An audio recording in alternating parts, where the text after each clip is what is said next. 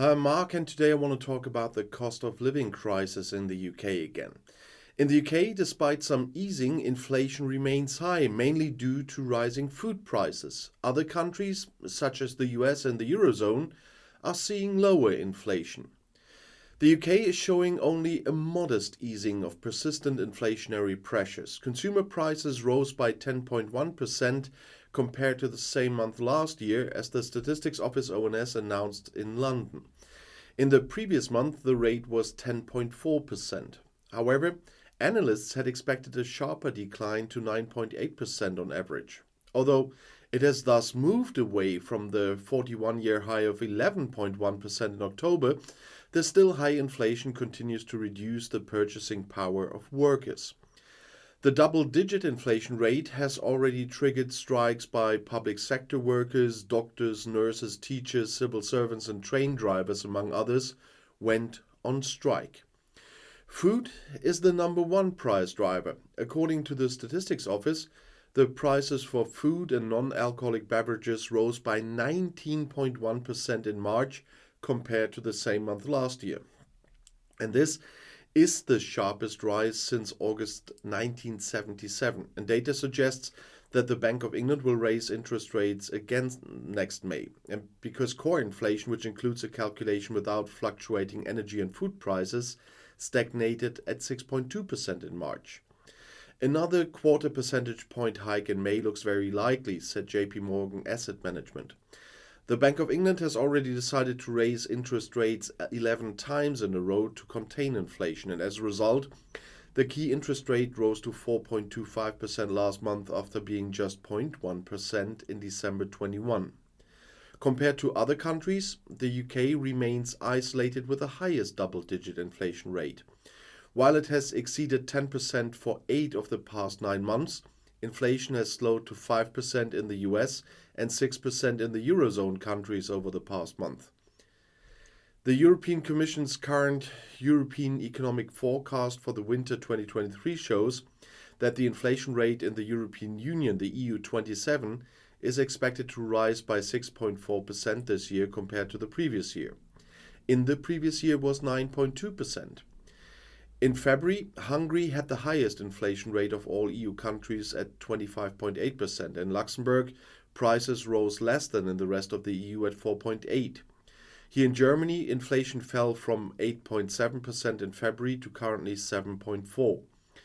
One of the promises made by Brexiteer was that leaving the EU would bring new economic opportunities and boost trade. Recent research shows that UK exports lag behind all other G7 countries, and trade with the EU is at an all-time low. According to experts, this is further evidence of the impact of Brexit. And according to a recent poll, 57% of Brits believe the vote to leave the EU was a mistake. Great Britain is also struggling with problems that experts assess as a result of Brexit, such as shortage of skilled workers.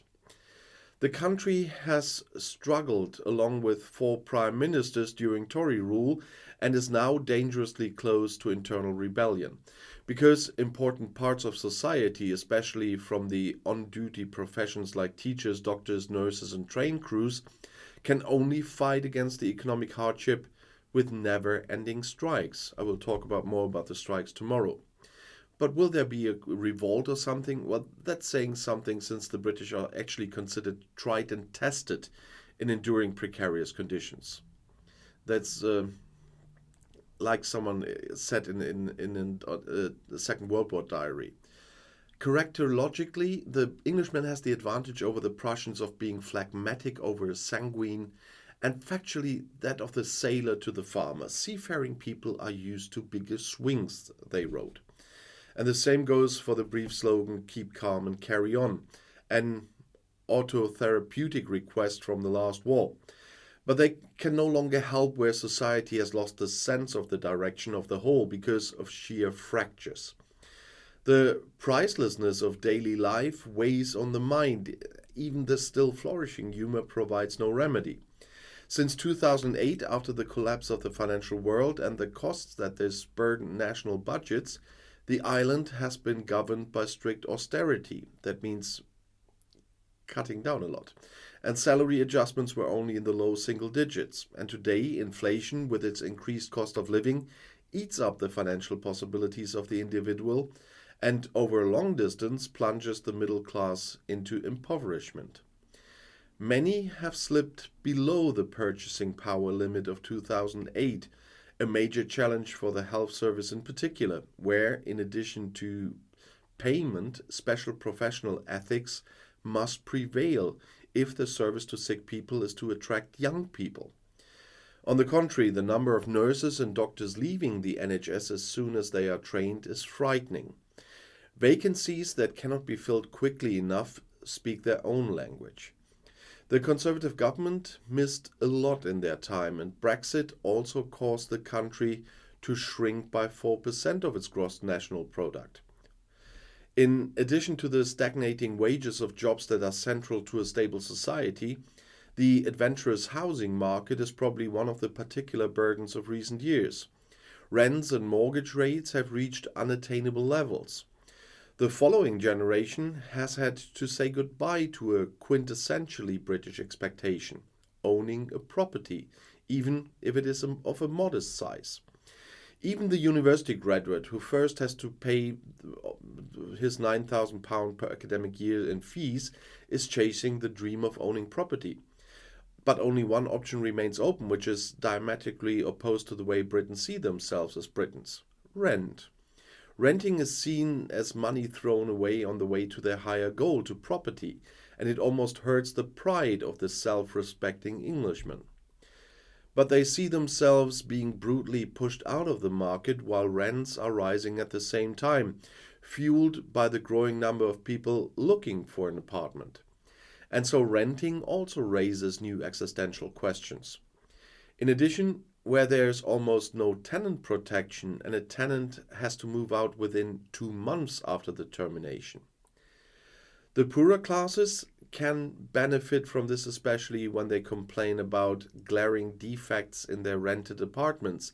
Then the landlord often makes short work of it and disgusts them because he doesn't want to shell out the cost of a renovation, and the courts can only prosecute him in the most blatant cases of neglect of the rented room anyway.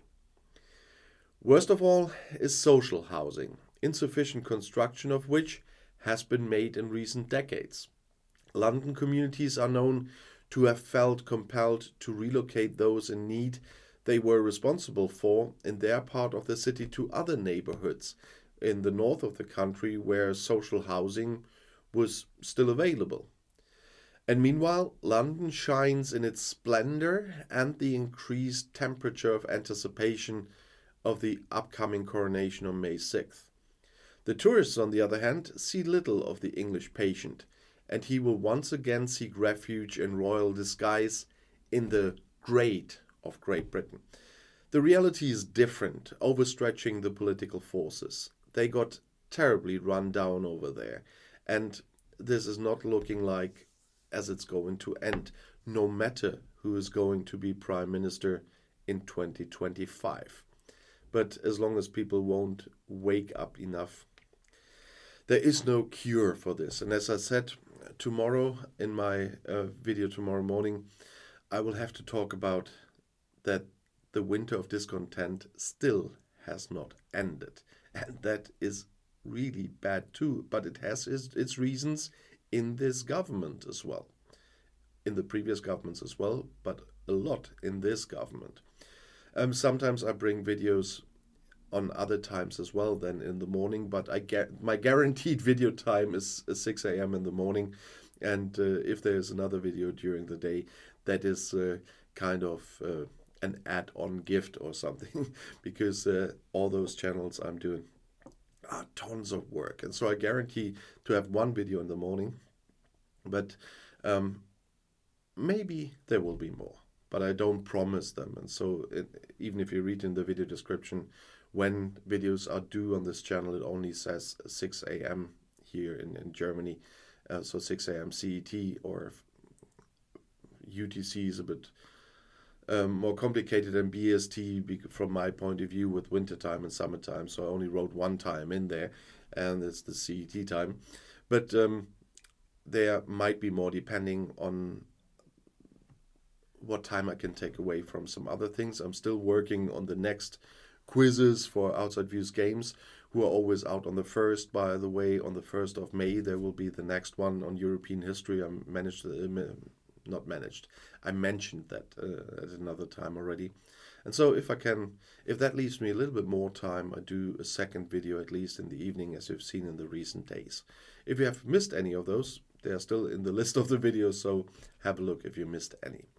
But I'll definitely see you tomorrow morning. I'll be back.